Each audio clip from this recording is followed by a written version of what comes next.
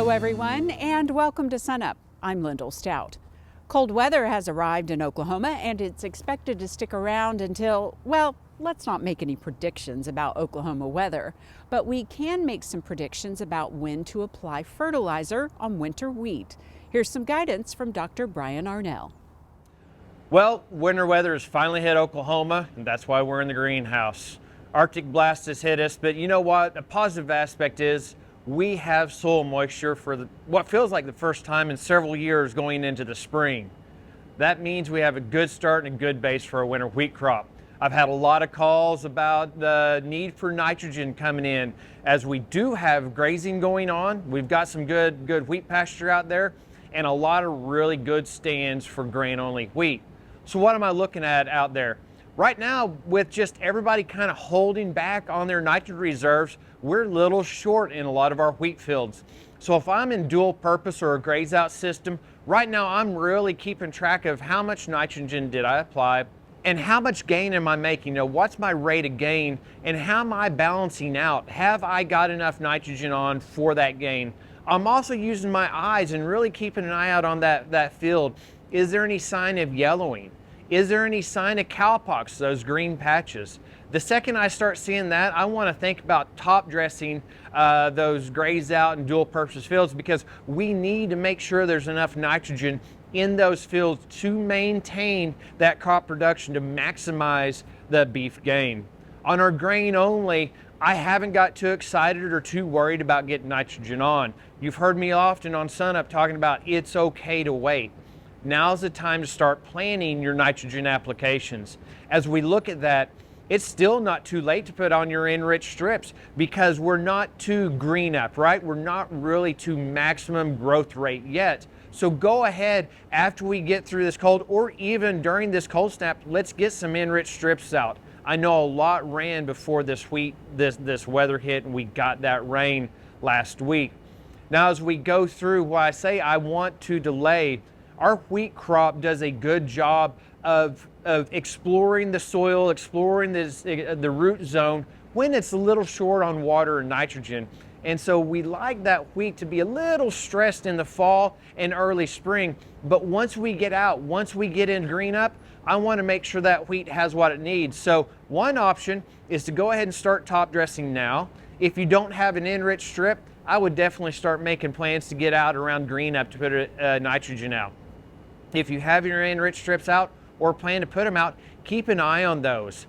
There's several that already showed up. If you have an enriched strip show up early, put out 20 or 30 pounds and then you can wait to make your final decision come hollow stem or about that joining period. So a lot of farmers are applying now a little bit, 20 or 30 pounds flat rate across the field, and then they'll make their final rate decision come in March around our hollow stem time.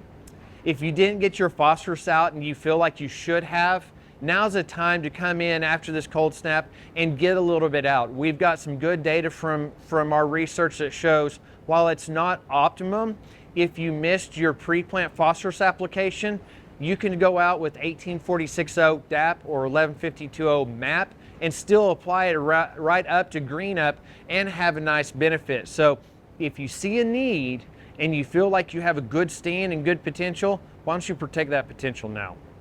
If you'd like more information about top dressing, enriched strips and utilization of those, or even phosphorus applications this spring, check out my blog and that's available on sunup.okstate.edu.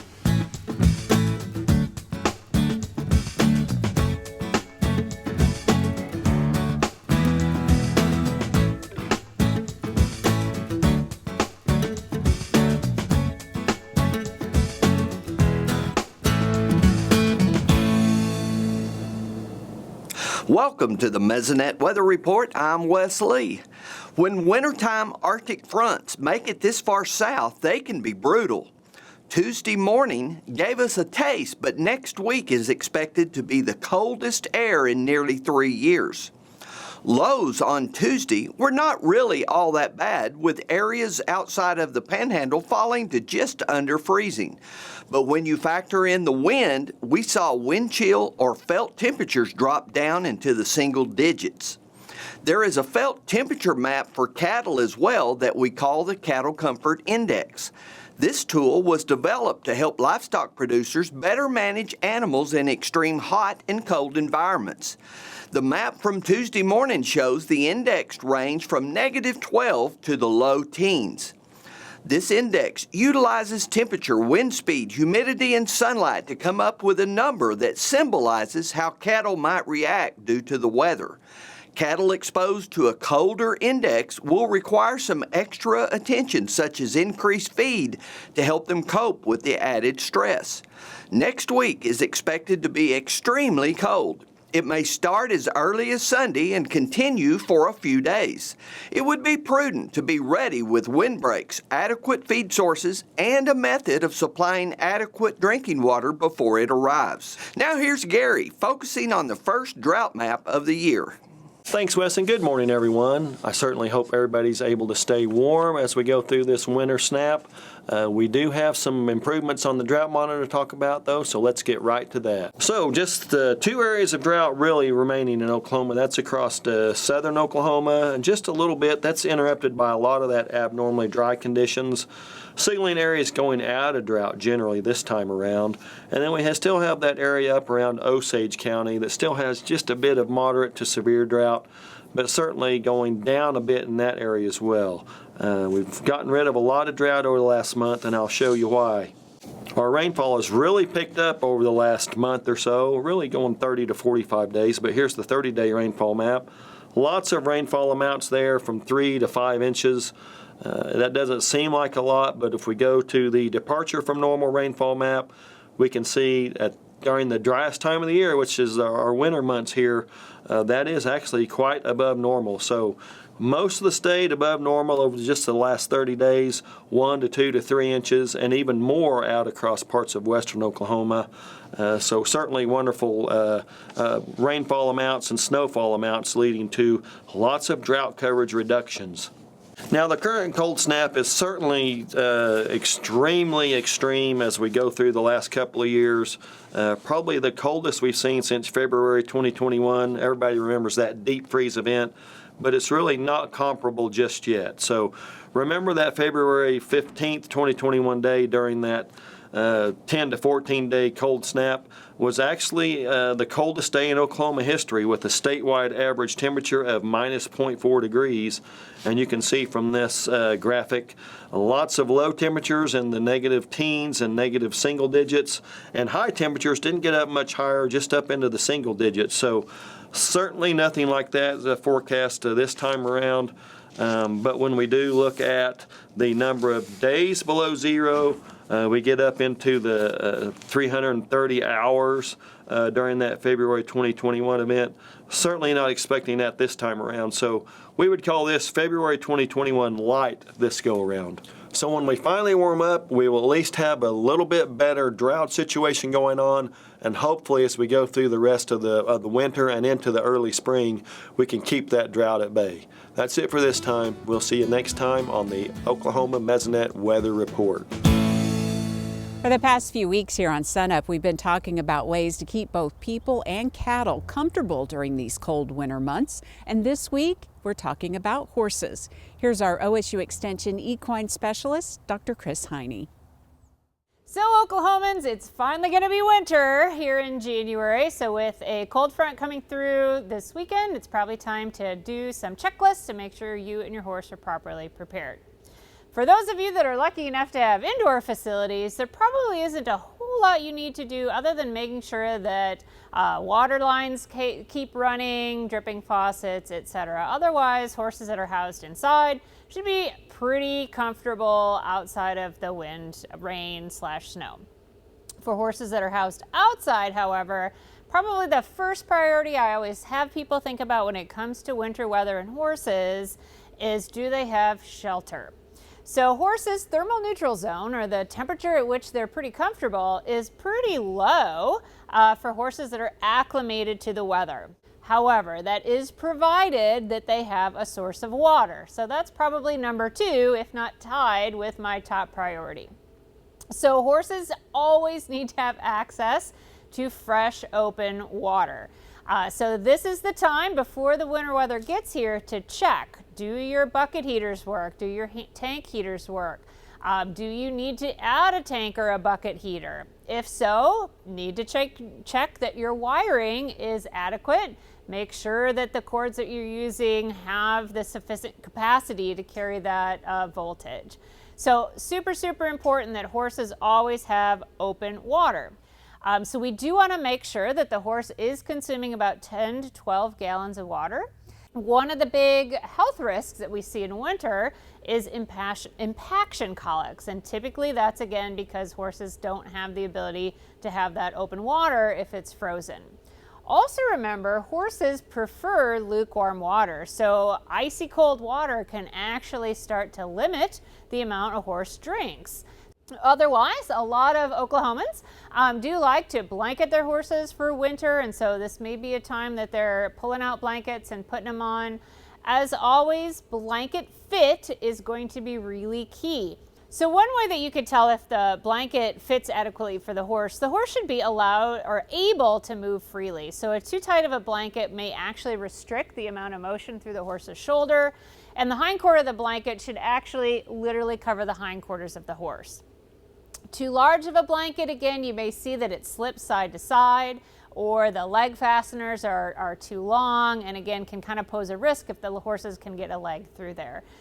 So that's kind of the basic thing. You want to really make sure that they're in good repair and again have been correctly fitted for your horse before you put them on. Also, if we're talking about mixed weather, right, so that difference between rain and snow, that blanket that goes on that horse has to be weatherproof or water resistant.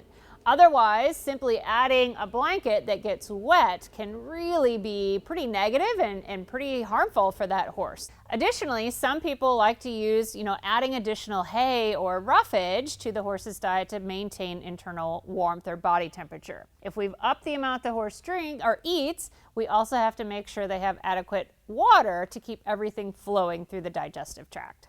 So another consideration in winter is actually really evaluating your horse's body condition score. Again, long hair can sometimes mask whether the horse has gained weight or lost weight. So I really encourage owners to routinely throughout the winter get their hands on the horse and not just leave it to a visual inspection. Same thing, if we're going to blanket the horse and choose to have a blanket long-term through the winter, that blanket needs to come off regularly to inspect the horse. Again, is there any rubbing or chafing that is occurring from the blanket? Or if the horse has actually lost or gained weight with the blanket on. So it's not enough to just blanket them and forget it. We still have to regularly inspect that horse's condition throughout the winter.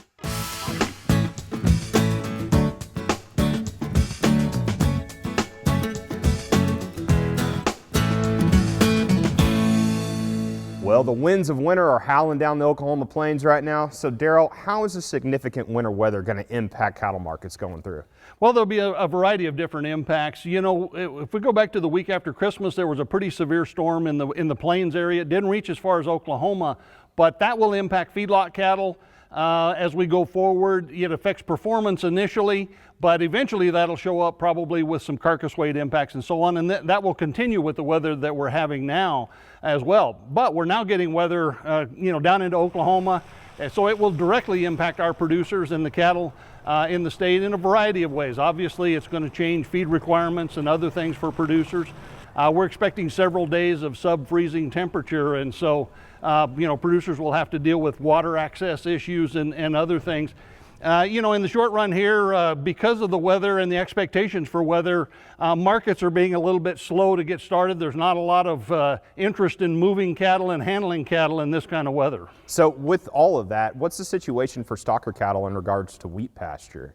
We have a lot of stocker cattle out this year, which is, it's probably the best year we've had in several years. I drove through a lot of stocker country during the holiday period, and, by and large, the wheat pasture looks pretty good. There's a lot of cattle out. This will impact them, although it's fairly typical to have this kind of weather. The wheat will slow down if we have several days of cold weather. But in general, it probably won't be a major impact on the stocker cattle unless we get, some additional severe weather or some really long-lasting severe weather condition. So let's shift to the markets. It's, the new year is officially underway. So what's going on with the markets right now? Well, I think we're really just trying to get a sense of where markets are. It usually takes a little time in January to get a sense of the markets. Box beef markets drop pretty sharply the first week of January, but I think that's pretty typical. It's just kind of sort of assessing what happened over the holidays, cleaning up the pipeline, if you will. And so we'll see going forward. It'll take another week or two, I think, to really get a sense of the markets.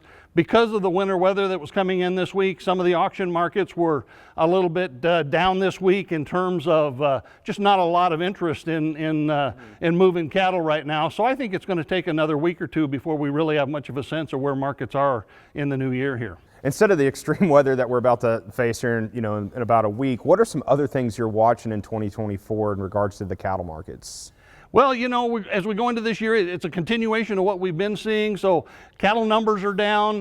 We're looking at when and how producers will sort of start that process of rebuilding. Derrell, in addition to the Cow-Calf Corner series that Mark Johnson hosts here on SUNUP, there's also the Cow-Calf Corner newsletter that's celebrating an important milestone, right?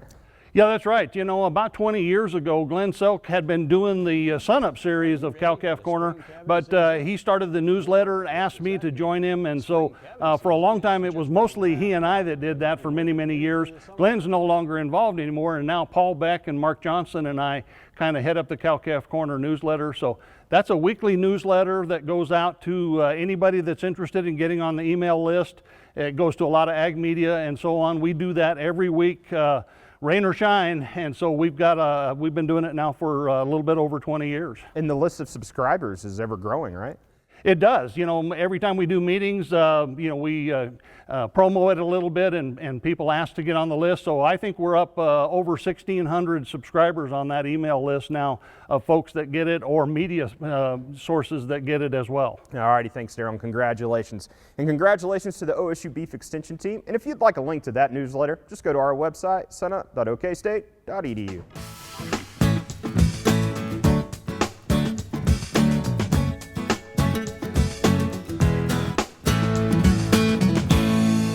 Dr. Kim Anderson, our crop marketing specialist, is here now. Kim, the holidays are behind us, so there are some questions about how the markets are looking in terms of prices and then things that are impacting those prices.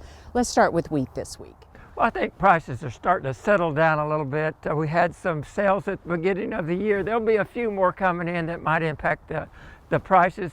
You look at wheat, you go back to late November, early December, $6.08. Got down to $5.65. We're still getting those 12 and 14 cent price moves up and down. Wheat prices around $5.75 now. You can forward contract for $5.80 in northern Oklahoma. About 30 cents less than that in southern Oklahoma. Maybe a dime or so higher if you go out to the Panhandle. If you look at what's going to impact those prices, our next harvest coming up in the world will be India, Pakistan, North Africa, but none of those countries exports. The good news is that the U.S. winter wheat crop is the next crop to hit the export. So the market's going to watch that crop. They're going to look at the planted acres and they're going to look at crop conditions. Let's talk about corn now. What are you keeping an eye on? Well, looking at corn prices, we had that downtrend just like we had in wheat. Looks like they bottomed out somewhere around $4.40, up to around $4.45. We're going to have to see what happens in that. You can look at the forward contract for corn for 24 delivery around $4.70. That's close to that average price for the corn harvest time period. But the market's going to watch what's going on in South America. You look at the United States, we have about 26% of the world's corn export market. Brazil has 27%, Argentina 20%. So Argentina and Brazil's got 47 to 48% of that export market. Have winter harvest for the corn, and so the market's going to watch what's happening there. Ukraine still has a little over 10% of the export corn market, and so we'll be watching that too. And then what are you looking at in terms of soybeans? Well, soybeans, we talked about that last week. We just had the poster child went to a downtrend. It looks like they bottomed out somewhere around $11.91. They came down from a little over 13 there. But again, we're watching South America. Brazil just started their soybean harvest. The United States export about 28% of the world's soybeans. Brazil, 58%. And China imports 61% of all those exported beans. So what's controlling price? We're watching Brazil's harvest and watching what China does. Do they buy from us or do they buy from Brazil? You forward contract for 24 delivery, somewhere around $11.35. We talked about top dressing winter wheat earlier in the show. What are you advising people in terms of fertilizer prices this year? Well, I've got some just average fertilizer prices. You look at DAP 1820. You know, this time last year, around $900, just below that. They're down to around $680 a ton right now. You got urea 4600. It was up around $750 last year. Now down around $530 to $540 a ton. And you look at potash, it's came down from about $750 somewhere in there, down to around $500. So I think these are prices that producers can use when they're budgeting things out. Of course, their local suppliers going to have slightly different prices than these. The good news, we've seen prices for fertilizers come down from somewhere to 20 to 30% from last year, and that's good news. That is very good news. Kim, thanks a lot. We'll see you next week.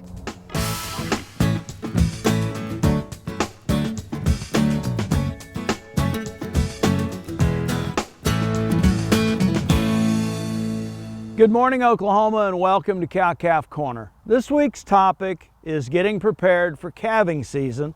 And typically when we think about that in the winter months or spring calving herds, we know we've got several issues that we deal with that maybe aren't as prevalent during warmer weather. It's not just the cold, inclement weather, potentially wet ground and snow.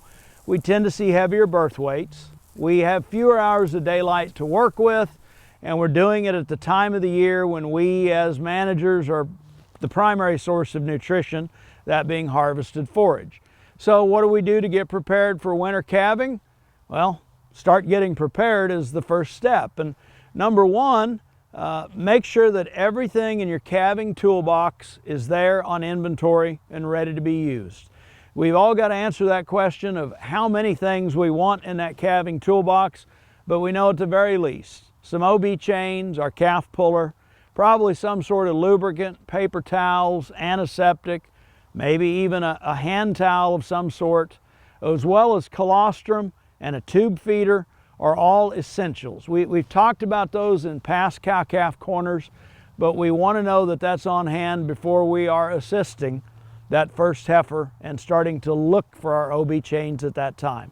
That colostrum becomes really important as we get into calving season, particularly this time of year. If we ever come upon a newborn and we're unsure if that calf is nursed or nursed enough, an ounce of prevention is worth a pound of cure when it comes to colostrum. The sooner we can get that into a baby calf with a tube feeder, the better off we're going to be. I would also encourage producers to review the stages of parturition and understand what to expect as we think about those three distinct phases that we go through, so that we're ready to know when we need to provide assistance to that cow or heifer that maybe isn't making progress quite as promptly as what we'd like to see. And the final thought just has to do with facilities, be it our alleyways, our chutes, our calving barns, windbreaks, all those types of things having to do with beddings and just having as dry as possible an area for cows and heifers to calve. We know that this time of year, as we think about getting to temperatures below 32 degrees or potentially having cows that are wet to their skin, those nutritional requirements start to spike, and we've got to take that in consideration.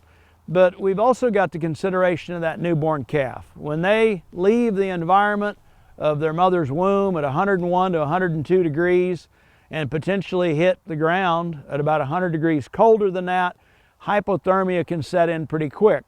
Now, baby calves are equipped with a certain amount of brown adipose tissue that is going to permit them to generate some heat, but hypothermia leads to a number of health issues for baby calves that we'd like to try to avoid: scours, naval infections, and pneumonia. If we can create an optimum dry environment out of the wind, we're a lot better off. So think things through. get prepared, make calving season go as easy as possible, and best of luck to all of you in 24. Thanks for joining us on Cow-Calf Corner. Finally today, extension educators from your county and others from around the state have been on the OSU campus in Stillwater this week, getting up to speed on a number of topics that are important for Oklahomans. Well, we are at the biannual conference, so this is a extension conference that we have every 2 years where all the extension faculty and staff from all of the land grants in Oklahoma come together for a couple days to visit and learn about what everyone's doing. So we have all the program areas from OSU, and then we also have our extension faculty and educators and administrators from Langston, as well as the College of Muskogee Nation here.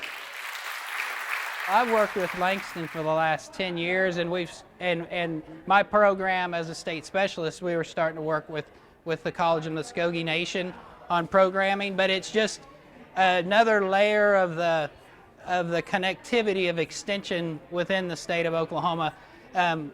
We're unique in that we have all three land grant institutions. So we have Langston, which is a historically black school, and we have a Native American school in Muskogee Nation. We have OSU as all three land grants, and we're the only state in the country like that. And so I think it's very important that we work together because there's so much good work. Those other institutions, they bring value to extension in both helping extend our stuff, but then they also bring unique benefits in their programming to us as well. But it's good to bring everybody together to where we can visit for a couple days, every couple years. That'll do it for our show this week. A reminder, you can see us anytime at sunup.okstate.edu and also follow us on YouTube and social media. I'm Lyndall Stout. Have a great week, everyone, and remember, Oklahoma agriculture starts at sunup.